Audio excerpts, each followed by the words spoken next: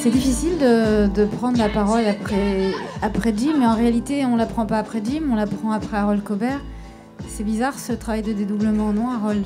Tous les écrivains sont un petit peu schizophrènes. Et il est vrai que Jim Morrison, de l'aveu même de ses proches, des Doors notamment, expliquait qu'on ne savait jamais à quel Jim Morrison on allait avoir affaire. Il y avait un Jim Morrison très poli, très cultivé, très chic, très discret même. Et un Jim Morrison totalement outrancier, alcoolique, vulgaire. Et on ne savait jamais lequel allait arriver un soir où il était invité enfin bref, au moment où Jim Morrison apparaissait, tout devenait possible parce qu'on ne savait pas qui était là. Donc oui, c'est toujours difficile de prendre la parole après Jim Morrison, d'autant que dans les textes qui ont été lus par Axel et par Richard, il y a plein de mots de lui qui sont mélangés aux miens. J'avais pris le pari il y a à peu près une trentaine de pages dans le livre qui sont des phrases de lui que je vais disséminer par paragraphe, par phrase, par bout, par mot, en me mettant le pari de faire en sorte qu'on ne sente jamais la différence entre lui et moi. Voilà, sinon, oui, c'est dur de prendre la parole après lui, puis il vaut mieux que ce soit lui qui parle. Alors on va quand même donner la parole à Amanda, parce que c'est un peu la grande responsable de tout ça, Amanda. Alors, vous êtes contente de vous? Vous n'avez pas dit coupable, déjà, c'est pas mal. Oui, je suis ravie qu'une succession d'auteurs, dont Harold, ait pu s'emparer de cette mécanique pour parler d'eux, en réalité. Tout le monde est fasciné par une personnalité, les écrivains de surcroît, et on ne sait pas toujours pourquoi. Quand je rencontre un écrivain, que j'essaye de l'aider à choisir un personnage pour cette collection, je ne fais en réalité qu'accoucher un désir qu'ils ont depuis longtemps de parler de quelqu'un qui les fascine parce qu'il a en réalité les névroses de son écriture et ressemble déjà au personnage qu'il a choisi ou qu'il n'a pas encore osé choisir. Et dans le cas d'Harold, il y a quelque chose de tellement violent dans ce miroir qu'il a eu une conjonctivite aujourd'hui pour ne pas se regarder dedans. C'est possible. Alors cette collection s'appelle Miroir. Est-ce que les écrivains que vous attrapez pour la composer, est-ce qu'ils comprennent avant de commencer le livre qu'ils vont s'exposer à une épreuve particulière, celle du miroir?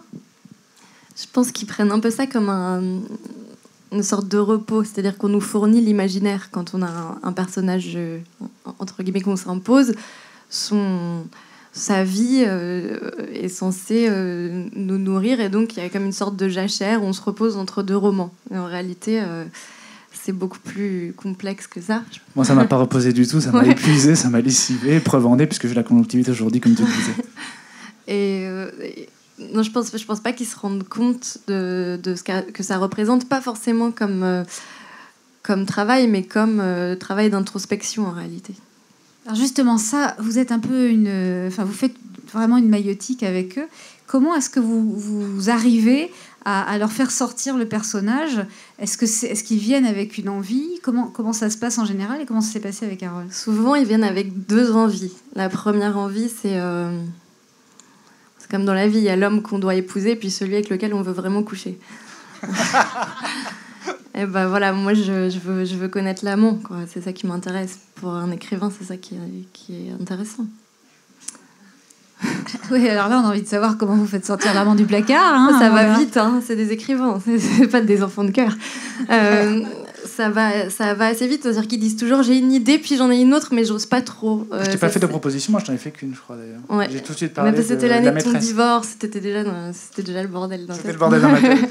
Mais par exemple, pour Lolo Ferrari, avec Muriel Beyer, qui dirige cette collection avec moi et Elisa Liotto, qui n'était pas encore à bord, mais avec Muriel, on parlait avec Alma Brahmi, et elle nous parlait d'un autre personnage que j'ai oublié d'ailleurs, tellement il était inintéressant. Et à un moment, elle a, sur la pointe des pieds, évoqué l'idée de faire un Lolo Ferrari, et là, on a sauté dessus, et on a compris que voilà, dans cette outrance, dans ce personnage a priori si loin d'elle, il y avait quelque chose d'important à raconter. Alors, Harold, la question d'après ce que vient de dire Amanda, Qu'est-ce qu'il y avait de Jim en vous? J'en sais rien. Moi, Jim Morrison, je le côtoie depuis très longtemps. J'ai commencé à le côtoyer un peu comme tous ceux qui sont nés comme moi dans les années 70. Moi, je suis né en 1974. Et il y a eu, pour les 20 ans de sa mort, le film d'Oliver Stone, qui est sorti en 1991, où Val Kilmer, selon moi, campe l'un de ses meilleurs rôles, où il incarne Jim Morrison dans le film Les Doors. Et simplement, quand j'ai découvert cette figure-là, ce type qui, donc, quand la gloire lui tombe dessus, il a 23-24 ans, et que ce mec-là, si inventif, si excessif, adoré la littérature américaine bien sûr, mais quelques poètes français comme Baudelaire et Rimbaud, par lui, je me suis dit, tiens, si ce mec-là qui est si jeune, qui est si fou, ça fait partie de son panthéon et de choses dont il se revendique, et je vais aller me plonger dedans. Donc j'y suis allé par plaisir à ce moment-là. Et c'est par le plaisir c'est lui qui m'a permis d'avoir du plaisir dans la lecture. Et au bout d'un moment, comme disait Danton quand il voyait sa femme enceinte, il lui disait, voilà, quand le spectacle est beau, on a envie d'y mettre les mains. Et au bout d'un moment, à force de lire et d'avoir envie de lire, on se met à écrire aussi. Alors j'ai écrit des poèmes qui sont d'une nullité, mais consommée, mais nuls. Mes poèmes sont nuls, tous plus nuls les uns que les autres. C'est teinté de romantisme adolescent, ridicule, etc. Et il y a un don pour écrire bref, il y a un don pour faire de la poésie, il y a un don pour faire de la chanson, que moi je n'ai pas. Moi j'ai besoin de 150, 180, 200, 250 ou 300 pages pour pouvoir dire quelque chose. Donc voilà, mais Jim Morrison a cette importance-là. Harold, Jim Morrison s'est créé un personnage. Est-ce que ça fait de lui, est-ce que c'était une manière pour lui de rendre vivable une situation qu'il n'avait peut-être pas vraiment choisie? Très bonne question. En tous les cas, pourquoi Jim Morrison s'est créé un personnage? Parce qu'il a eu une enfance un petit peu étrange avec un père militaire. Ils ont déménagé 16 ou 17 fois en 15 ans. Ses parents étaient extraordinairement rigides. Ils voulaient lui couper les cheveux tout le temps. C'est une discussion que l'on a eue avec Amanda en privé par rapport aux cheveux, au symbole de tout ce que ça veut dire par rapport à la castration et ce genre de choses. Et en fait, quand Jim Morrison crée les Doors avec son copain Ray Manzarek, comme ça, sur la plage un jour, mais d'une manière délirante, ils disent, tiens, on va faire un groupe de rock et on va gagner $1 million.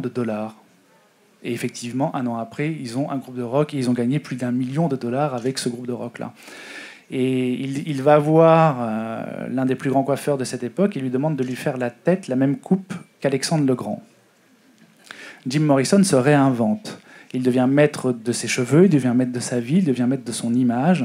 Et au début, il chante dos au public parce qu'il est très impressionné par ça. À l'origine, il pensait qu'il allait juste écrire les textes des chansons mais ne pas chanter. Et c'est tous les autres qui lui ont dit, mais si tu vas chanter, tu chantes bien, t'es beau, ça va faire venir les filles et tout, ça va être super. Et lui-même dit que c'est le masque du comédien qui lui permet de s'exprimer. Et au bout d'un moment, il crée un personnage, il se réinvente. Preuve en est que dans la fiche signalétique que son label lui demande de remplir avant la promotion, il déclare que ses parents sont morts dans un accident de voiture, alors qu'ils sont toujours vivants. C'est-à-dire que voilà, Jim Morrison devient l'enfant orphelin, l'enfant qui se réinvente, l'enfant phénix, qui renaît de ses propres cendres. Et il crée ce personnage qui est le personnage du roi lézard, avec sa dégaine en cuir, il se fait tailler un pantalon exprès comme cela. Et en revanche, au bout d'un moment, son image va le happer, son image va le bouffer, et il va essayer d'inverser la vapeur en devenant gros, en devenant barbu, sauf que la machine est en route, et Jim Morrison, et on attend toujours de Jim Morrison qu'il soit plus outrancier. Et c'est ça qui est affreux pour cet homme-là, c'est qu'il s'est réinventé pour s'émanciper de son histoire familiale, et son image l'a progressivement asphyxié et au fond tué. Et c'est pour ça que quelque part, à Miami, le 1er mars 1969, il se suicide, parce qu'il n'avait qu'une envie, c'est qu'on s'intéresse à lui comme poète, et non pas comme chanteur, et surtout pas comme provocateur. Alors, Amanda, justement, c'est un réflexe, en particulier du monde de la musique, d'avoir une image un tout petit peu décollée du chanteur, ou en tout cas du créateur. Ça se trouve maintenant beaucoup plus parmi les écrivains qui sont plus exposés médiatiquement. C'est aussi une question pour pour vous, Harold. Mais comment est-ce qu'on vit cette exposition? Et surtout, vous qui avez écrit Kiss Me, qui êtes la biographe de Johnny Hallyday, est-ce que ça marche vraiment? Et comment fonctionne cette articulation entre ce qu'on est et l'image qu'on projette? Est-ce que ça rend fou?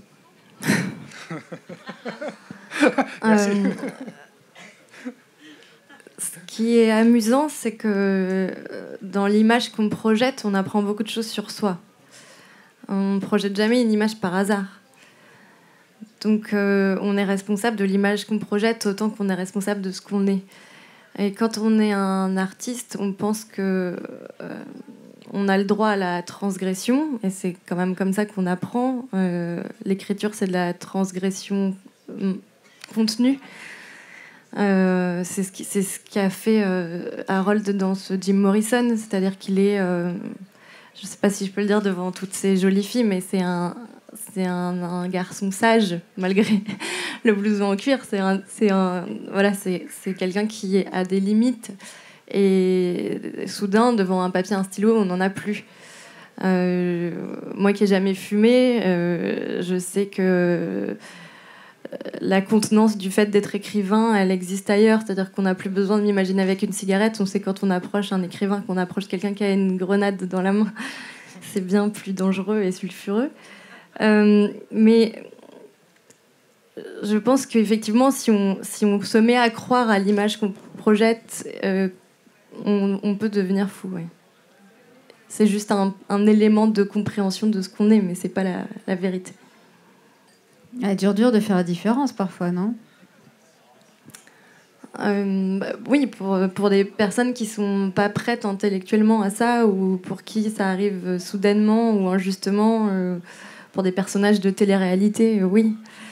Pour des artistes qui construisent un travail, il y a des injustices parfois, mais le travail reste et l'image, elle se transforme. Il y a cette même relation entre soi et un autre soi qui est peut-être pas si éloigné dans le travail d'écriture.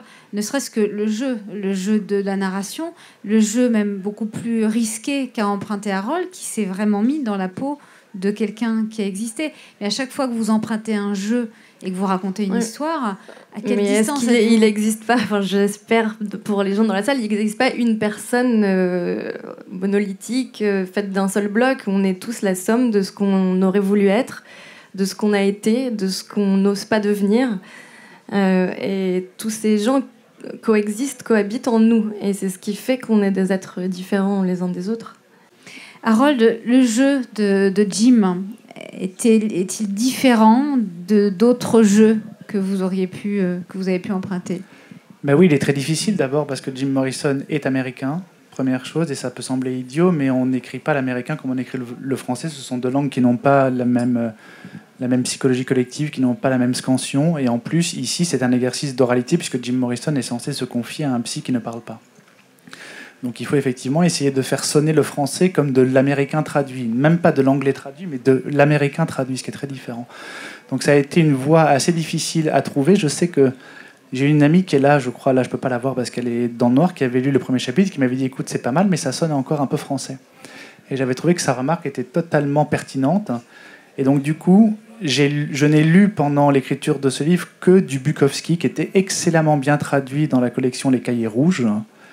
Et comme c'est très bien traduit, j'avais cette musique, et je trouve qu'il y a un vrai parallèle entre Bukowski et Jim Morrison. Bukowski est un espèce de type qui vit d'une manière misérable, mais qui a des accents poétiques au milieu de véritables déchets. Et je trouvais qu'il y avait ce double truc que Jim Morrison a entre le caniveau et les étoiles. Donc c'était un vrai travail pour pouvoir trouver une voix. Mais au fond, quelque part, quand on a trouvé la mélodie, les paroles viennent vite. Mais il faut d'abord essayer de trouver cela. Si on part trop tôt, on risque de se planter. Alors l'écriture, Amanda le disait, c'est l'exploration aussi de la part sombre de soi. Et est-ce que c'est pas un peu dangereux? Et qu'est-ce que ça vous apporte en tant qu'écrivain de faire ça? C'est pas que ma part sombre, c'est aussi une part solaire que parfois j'arrive pas à exprimer dans la vie.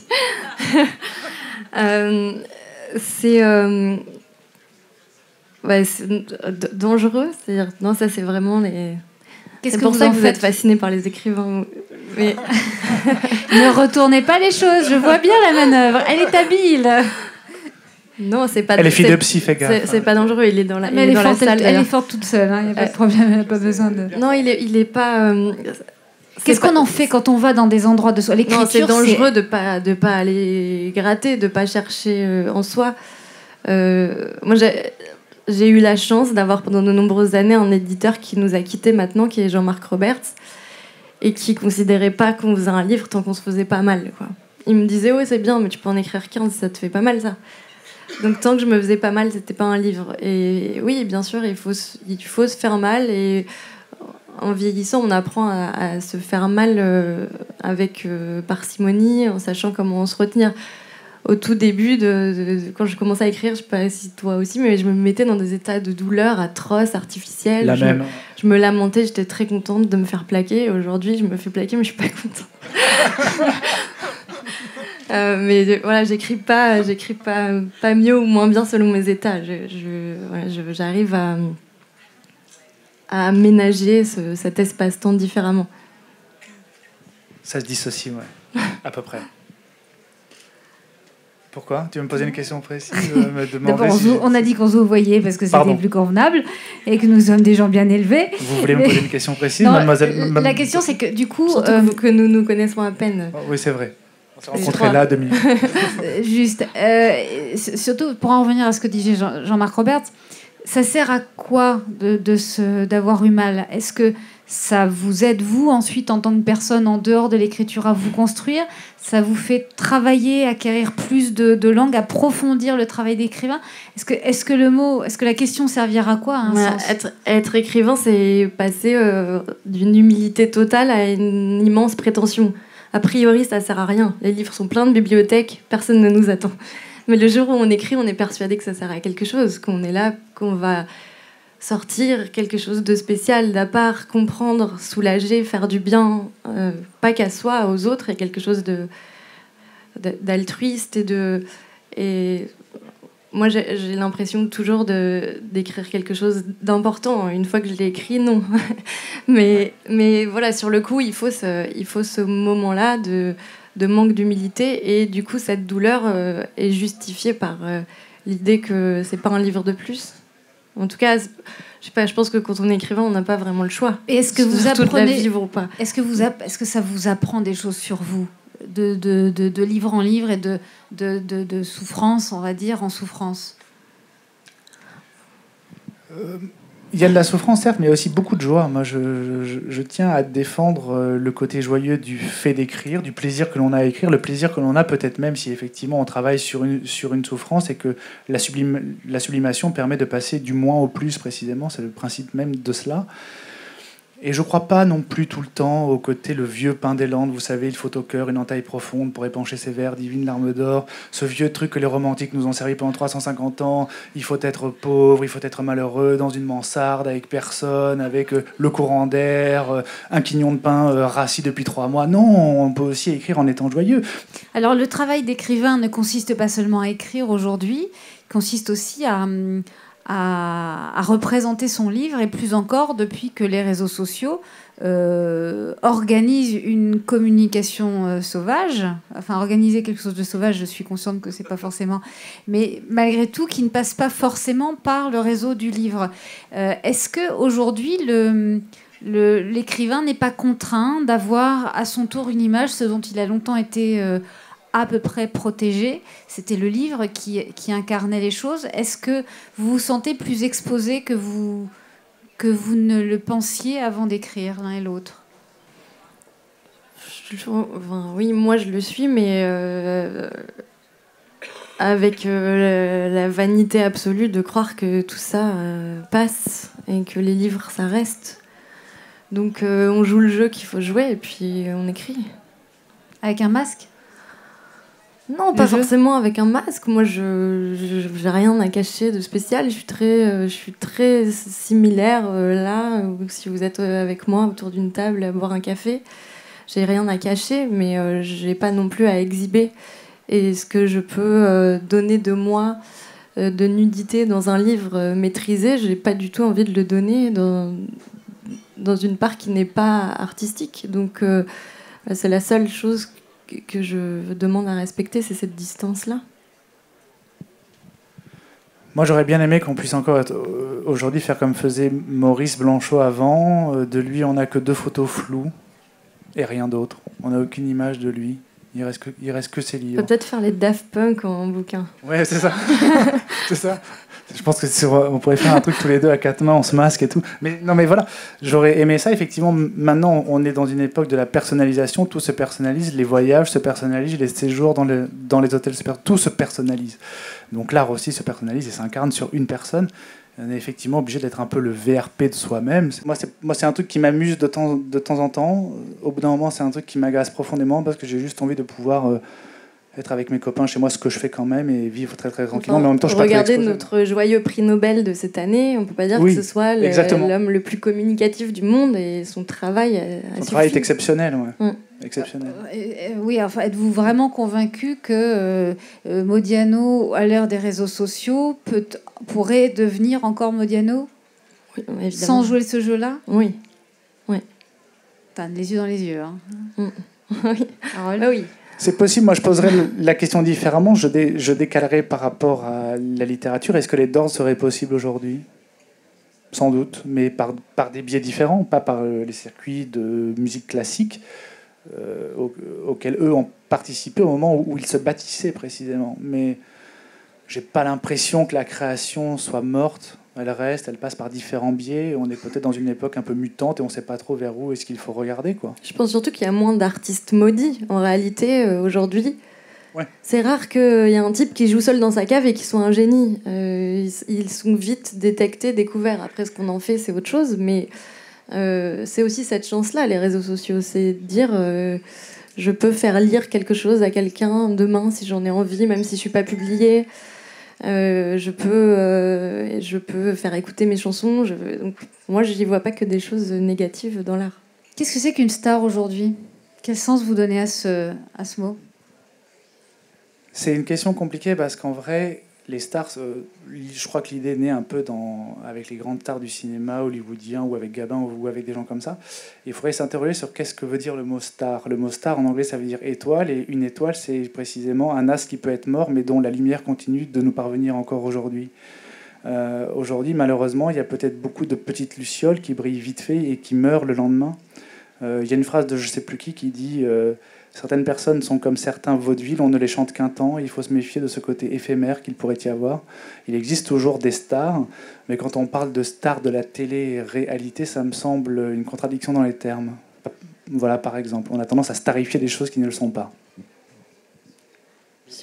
Je répondrais Kim Kardashian, sans hésiter. Non mais alors... Une petite anecdote, Kim Kardashian était à un défilé de mode il y a une semaine, assise à 2 rangées de Catherine Deneuve. Et à la fin, elles sont allées saluer toutes les deux le créateur. Et donc Kim Kardashian est passée avec sa horde de gardes du corps. Et ils ont piétiné Catherine Deneuve, qui était un petit peu discrète comme ça et tout, et qui d'un coup s'est redressée, a poussé le service d'ordre, a regardé Kim Kardashian et l'a insultée en français. La fille ne comprenait rien à qui était cette dame blonde. Mais il y avait tout le cinéma français qui expliquait à cette petite starlette qu'elle n'était rien du tout. Et elle lui est passée devant, elle est allée saluer le... Et là, c'était une star, quoi. Il y avait une star. Est-ce que c'est pas ça qui a tué, en tout cas c'est un peu ce qu'on comprend dans votre livre, qui a tué Morrison? De quoi? Le système de l'image, la oui, starification. Ouais, mais au fond, il est arrivé à une époque où on a commencé à créer des stars du rock. Il était là à ce moment-là, il est devenu une star aussi, mais il a contribué malgré lui à l'image et à la starification qui a été la sienne. Et entre starification et scarification, c'est pas très loin le concernant. Ça l'a énormément blessé, ça l'a énormément torturé. C'est pas quelqu'un qui a été heureux de ça, alors qu'il y en a qui tueraient père et mère pour avoir ce genre de statut. Et le problème, elle est un peu du côté de papa-maman. Non, pas que. C'est toujours de leur faute, hein, de toute façon. Vous avez des enfants, Amanda. Ouais, mais tu vois, je m'attends oui ou au non. retour de bataille. Oui ou non, parce qu'il aurait eu des parents aimants, est-ce qu'il aurait été créatif? Moi, j'en sais rien. Donc, Il serait peut-être vivant aujourd'hui, non? c'est faute et grâce, tu vois. On peut pas trancher sur les deux. Comment on ressort d'une expérience d'avoir côtoyé Jim Morrison avec une comme ça? conjonctivite aiguë, comme l'a dit Amanda, c'est-à-dire pas bien, qu'on ne va plus dans la glace? Non, ça va, on ressort bien. Je sais que je ne suis pas Jim Morrison, je ne me suis jamais pris pour lui, sauf au le moment où j'écrivais, Oui, mais alors vous le dites effectivement. vachement souvent quand même, Harold. Hein, on De se quoi demande. Hein. De quoi? Genre, je suis pas lui, je suis pas lui. Mais oui, non, je sais. Je dis tous les matins Non, mais devant la glace. en fait, je fais ça parce que Devant le miroir. c'est une private joke que j'ai avec mon autre éditeur, Gilles Cohen-Solal, qui est là, Qui est ici, ouais. qui un jour s'était amusé à dire que je me prenais pour lui, donc je lui explique encore que je suis toujours bien moi. À mes yeux, c'est un des plus beaux livres d'Harold, et je trouve même qu'il a...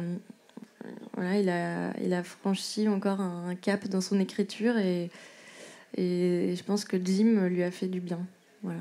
Ça oui, beaucoup. Est-ce que quand un écrivain termine son roman et quand il le donne qu'il le donne à publier, qu'il le donne à lire au plus grand nombre, est-ce que c'est un moment de grande fragilité pour vous? Pour moi, oui. Ah mais moi c'est pas ça, je me décompose, je dors plus, c'est catastrophique. Et j'ai l'impression que ce que j'ai envoyé est nul de bout en bout. Pourquoi vous Et c'est pas du tout ça un truc, hein, mais c'est... Pourquoi vous infligez ça? Parce qu'on veut Pourquoi est-ce que vous publier, écrivez? comment on fait? Non mais pourquoi est-ce que vous écrivez? Parce que j'ai pas le choix. J'aimerais bien faire autre chose. Non, mais... j'ai pas le choix. Enfin, c'est comme si vous me demandez pourquoi je respire. J'ai pas le choix. Moi c'est pareil, je sais rien faire d'autre. Si jamais je veux bricoler, j'abats le mur, donc je suis très maladroit. Je sais faire d'autres trucs, moi. Ouais, je sais faire la cuisine comme toi, mais le reste, je sais pas. Non. Non. Il y a une nécessité intérieure. Ouais, moi, j'ai toujours été bousculée par ça. J'ai toujours été appelée, réveillée par l'écriture. Ça rend pas bon, hein, d'être appelée par l'écriture. Ça veut pas dire que j'écris bien, mais j'ai pas d'autre choix que d'écrire. Non, et puis ça m'excite, moi. Ouais. Ça m'excite d'écrire. Ouais, ça se voit dans vos yeux. Il y a un concours de photos Chacun son Jim qui a été organisé par Plomb, créé sur les réseaux sociaux. Donc, on a pu voir pas mal de photos circuler. Oui, enfin, c'est une idée qui est née comme ça et que je me suis amusé. Enfin, j'ai été surtout très surpris de l'inventivité de tous ceux qui ont participé à ça, du temps qu'ils ont pris pour le faire, de la réflexion qu'ils ont eue pour faire une certaine mise en scène quand même. Et j'ai prolongé le truc. Je dis qu'il faut continuer jusqu'au 8 décembre, qui est la date anniversaire de Jim Morrison. Et que le 6 décembre, avec tous ceux qui auront fait des photos, je leur ai donné rendez-vous à 15h sur la tombe de Jim Morrison. Et on fera une immense photo tous ensemble là-bas. Et après, on ira se saouler la gueule jusqu'à la fin de la nuit. Je trouvais que c'était intéressant. Alors, si c'est à chacun son Jim, je vais vous demander pour terminer, quel est votre Jim à vous, Amanda? Pour moi, c'est un souvenir de jeunesse. C'est vrai que mon Jim, c'est pas le vrai Jim, puisqu'on l'a tous beaucoup connu avec le film Les Doors. Et c'était une émotion presque amoureuse de jeune fille. Je me rappelle d'avoir découvert Jim Morrison comme ça, et je suis allée par la suite. J'avais déjà entendu les musiques, mais c'est le film qui m'a donné envie. Et mes copines étaient toutes amoureuses de Jim Morrison a posteriori. Donc ce qui est amusant, c'est de se dire c'est ça une star. Une star, c'est un type auquel on peut rêver alors qu'on sait que c'est tellement pas possible, il est mort, quoi. C'est vrai que quand on était ado, en tous les cas, dans les chambres des mecs, il y avait le Che, et dans les chambres des filles, il y avait donc Jim Morrison. C'est un peu deux sortes d'icônes comme ça que l'on a. Et vous, Harold, alors, votre Jim, à l'arrivée, finalement? Il est là. J'ai rien d'autre à dire sur lui que ce que j'ai fait sur lui, qui est ma vision de Jim, la manière dont je le ressens, la manière dont je le vis. Il a un truc, Jim Morrison, qui est intéressant aujourd'hui, parce que on est dans un moment un petit peu sérieux où tout le monde doit être responsable. On dit qu'on est adolescent, c'est-à-dire qu'on ne sait absolument rien faire et qu'on reste bloqué dans son adolescence. Mais peut-être que la grande énergie, le moment où on transgresse tout, elle est toujours dans cette période-là. Il ne faut jamais la perdre complètement.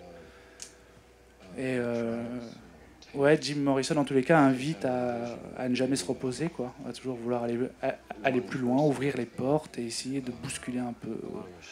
C'est pas mal aujourd'hui, dans un moment où justement il y a beaucoup d'images et tout le monde communique avec des éléments de langage, où tout le monde se contrôle beaucoup. Il y a cette phrase d'un critique musical américain qui est très belle, qui dit « Les Doors commencent là où les Rolling Stones abandonnent ». Et je trouve ça très vrai. Mick Jagger, qui est une star qui me fascine aussi, est dans le contrôle total. Jim Morrison est dans l'offrande. C'est une figure quasiment christique. Donc le prêtre défroqué que je suis, est totalement défroqué aujourd'hui que je suis, ne peut être qu'ému par ça, par ce type qui s'est offert, qui est le premier qui s'est jeté dans la foule. C'est le premier qui fait ça. C'est pas Iggy Pop, c'est lui. C'est le premier qui improvise des textes en poésie. Quelque part, il est l'inventeur du slam avec 40 ans d'avance. Voilà, il nous invite à ne jamais se reposer et à toujours rester un cran devant, quitte à être incompris, à être compris peut-être 20 ans, 30 ans, 40 ans plus tard.